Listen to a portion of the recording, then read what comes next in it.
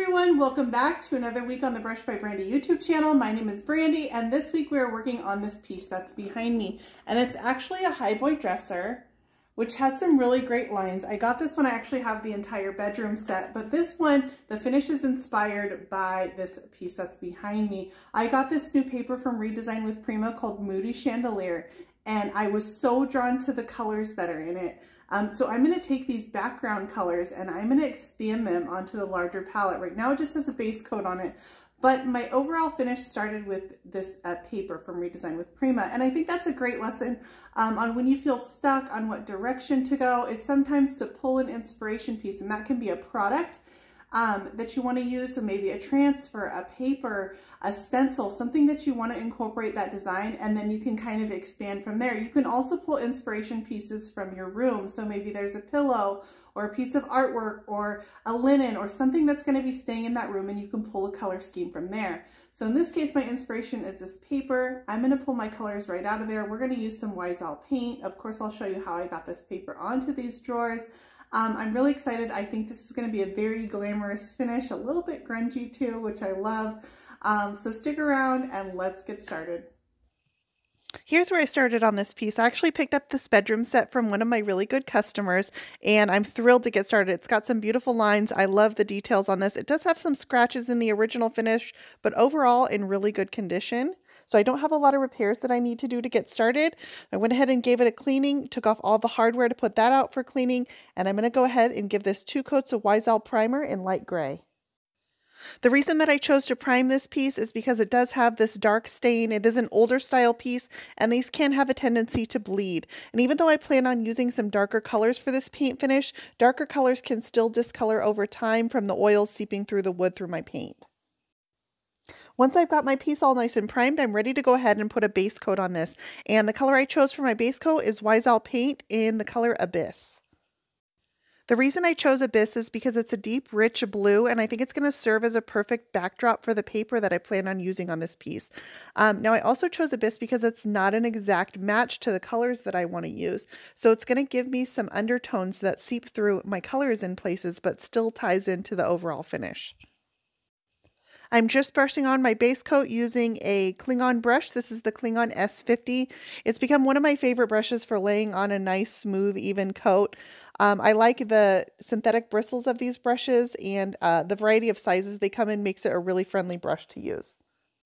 When I'm laying on a base coat, I try to use long, even linear strokes that go all the way across my piece.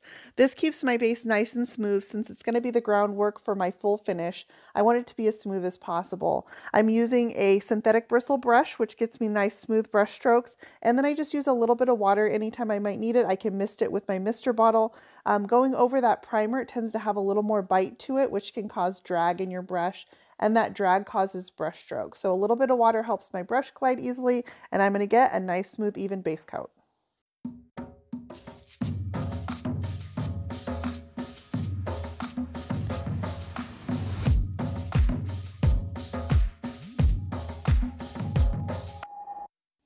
All right, and I'm going to go ahead and wrap up this base coat, and this is all done. I got around all 3 sides of my piece. Now let's take a look at the paper that I'm going to use. This is called Moody Chandelier, and it's a new release from Redesign with Prima. I love the thickness of this paper. It's actually really remarkably easy to lay. I was even able to pull it back up if I needed to replace it. It was just very, very friendly to use. I was most drawn to this paper because of the colors in the background. The blues are so eye-catching. I started out with this paper by doing a dry fit on my piece. You'll notice that my piece has this molding frame around these bottom 3 drawers, and I'm going to use that to my advantage. It's actually the perfect size to fit this paper with just minimal trimming. And then that molding is going to hide the edges of my paper, so I won't have to blend that into my overall paint finish. That makes it much easier for the end result. So once I knew how I wanted to lay my paper on my drawers, I went ahead and started with this bottom drawer. And that's because the bottom drawer, I want to make sure I don't cut off the bottom of the chandelier. I'm actually decided that I'm going to cut off a little tiny bit at the top that's not going to fit. I'm going to lay my paper using wallpaper paste. This is Roman brand 543 wallpaper paste. I get it at my local hardware store from Lowe's. and it's really friendly to use. I like wallpaper paste because it gives you a little bit longer open time. Another alternative would be to use a clear coat to lay your decoupage paper, and that would absolutely work. And then I'm just using a blue decoupage tool to roll the paper out. I do one side at a time, and then I'm going to use a razor knife to trim away any excess along the edges. I'm just going to run the razor knife right up to the edge of that molding, and that's going to hide that edge of the paper. You'll never even know that this isn't part of my painted finish. With my decoupage tool, I push from the center of the paper outwards, and this is going to push out any air bubbles that are underneath. It's also going to push out my excess wallpaper paste to the edges. So I'm going to wipe that away with a rag or a cloth. I want to make sure that I don't get it onto the face of my paper, although it does dry clear, but I try to keep my paper as clean as possible.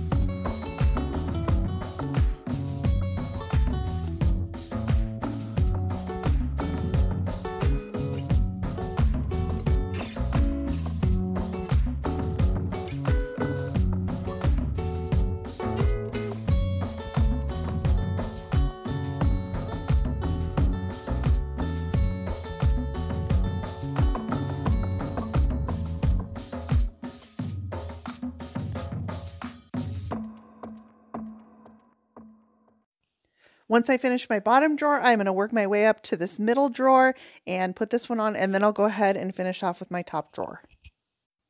Once my wallpaper paste is dry, I'll just take a sanding block and I can lightly sand along the edges of my drawer to get any of the excess paper that hangs off over the top and the bottom edge. Once my paper is laid, I can go ahead and put a clear coat over the top of it. I want to seal this off. I'm going to start my paint finish over the rest of the body of my piece, and this part will be sealed, so if I get any paint onto the front of my paper, it'll wipe away easily. The colors that I'm going to be using on this piece are Wiesel paint in black, tourmaline, Abyss, of course, is my base coat. I'm going to use a little bit of Bowie, which is a dark blue, and then another dark blue called Prussian blue. And I'll put a link where you can get all the materials I'm using in this video in the description for this post. So I'm taking the background of my paper as my overall inspiration for this paint scheme. And I'm going to start out with some black around the edges, and that's because I want those to look just a little bit darker and dramatic. And then I'm going to put some of the lighter tones towards the center. Those are going to be some highlights, sort of. I'm just using really random brush strokes. I'm using a soft synthetic bristle brush, and I'm moving my hand in every which direction. And the paint gets lighter in some spots and darker in others. I'm going to overlap the colors next to it, use a little bit of water so I thin the paint out in some spots, and I end up getting all these tones of the same color.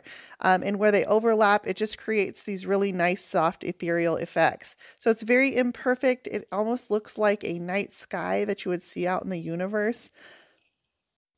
I tried to keep the color layouts kind of symmetrical, so when I use one color on one side, I tried to match it somewhere else on the other side. Overall, there was just kind of a randomness to where I placed the colors, but I tried to use kind of the random patterns that were also in the background of the paper.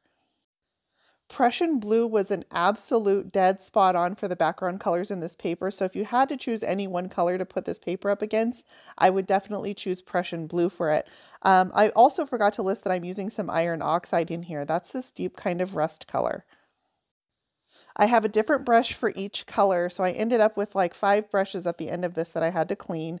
And I did a lot of switching out of brushes, so I cut those out of the video so you didn't have to see me drop and pick up my brush 100 times, but there was a lot of switching out between the brushes because it was kind of a random order.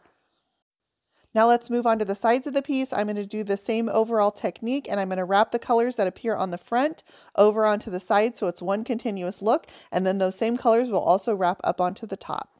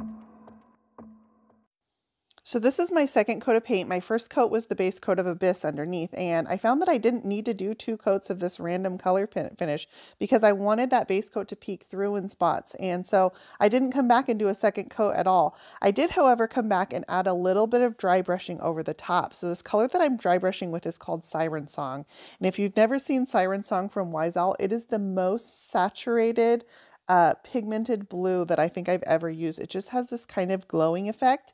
So I'm just adding a very, very light dry brushing over the top, and it just added this little bit of layer of dimension. It's going to catch some of the moldings on the piece and bring those out. So it's a very subtle detail, but I promise you this does show up in the final paint finish. Once I add clear coat, these colors are going to deepen even more, and it'll really bring out these effects. For dry brushing, I just fill my brush with very, very little paint, and then I'm just going to lightly wisp over the top of my piece. And here's my piece with the paint finish all over the body. I feel like it's a pretty good match for the background of the paper. What do you guys think?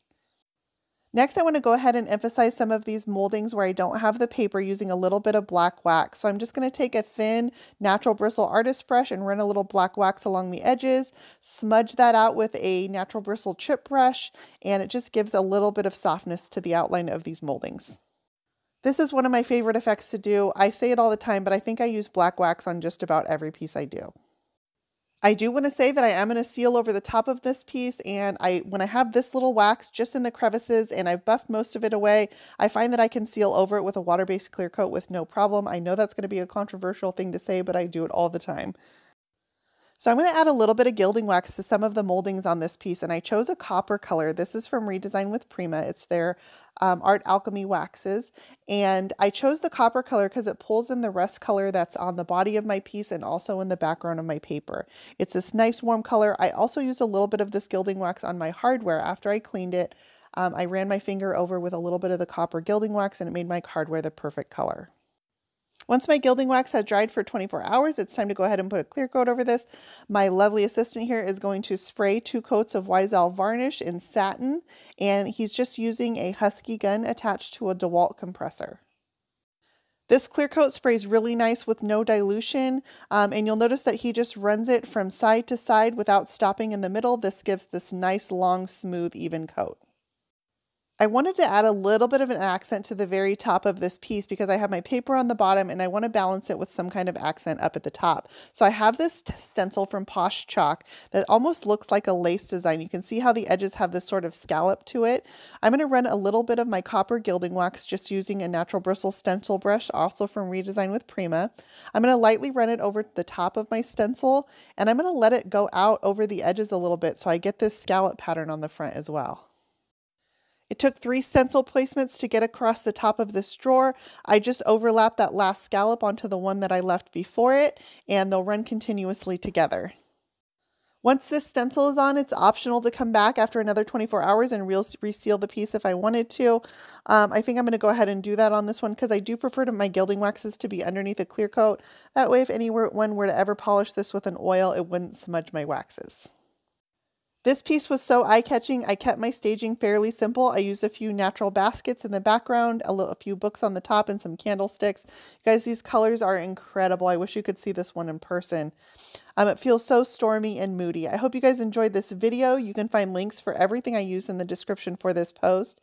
And as always, you can find more Brush by Brandy on Facebook, Instagram, Pinterest, YouTube, and on my website at brushbybrandy.com. I hope you'll click that subscribe button.